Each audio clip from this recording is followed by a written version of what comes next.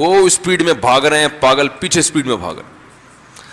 وہ تو ڈر گئے نا بیچارے, بھاگتے بھاگتے. رحمۃ اللہ وبرکاتہ. جی ناظرین, امید ہے کہ سب دوست خیریت سے ہوں گے.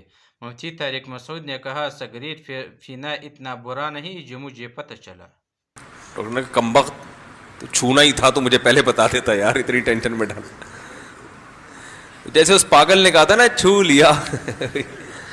تو ایسے ہی بعض دفعہ وہ میں بھی یہ کہہ سکتا تھا, میں جا کے کہہ سکتا میں نے سگریٹ پیتے ہوئے آپ کو دیکھ لیا, آپ اتنے بڑے عالم ہو, آپ سگریٹ پی رہے ہو, شرم نہیں آتی؟ یہ تو بازاری لوگ یہ کام کرتے ہیں بھائی, یہ تو ایسے ہی وہ ڈبو اسنوکر والے کر رہے ہوتے ہیں.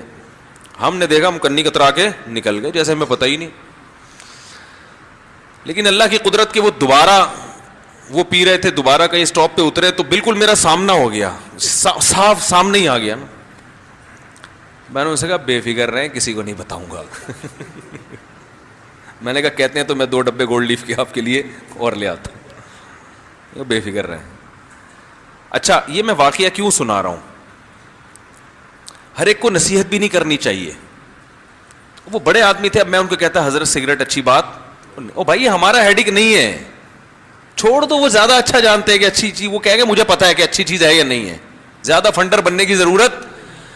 میں آپ کو اگر حلف اٹھا کے کہوں نا, قسم اٹھا کے, کہ آج نہیں انل منکر کا جو طریقے مارکیٹ میں چل رہے ہیں نا, ان طریقوں سے فائدے کے بجائے نقصان زیادہ ہو رہا ہے. ہر چیز میں ٹانگ مت اڑاؤ. علماء نے یہ بیان کیا ہے, یہ مسئلہ لکھا ہے کہ نہیں انل منکر اس وقت فرض ہے جب فائدے کی امید ہو, اور اس وقت حرام ہے جب فائدے کے بجائے نقصان کا خطرہ ہو, اور جب نہ فائدہ ہو نہ نقصان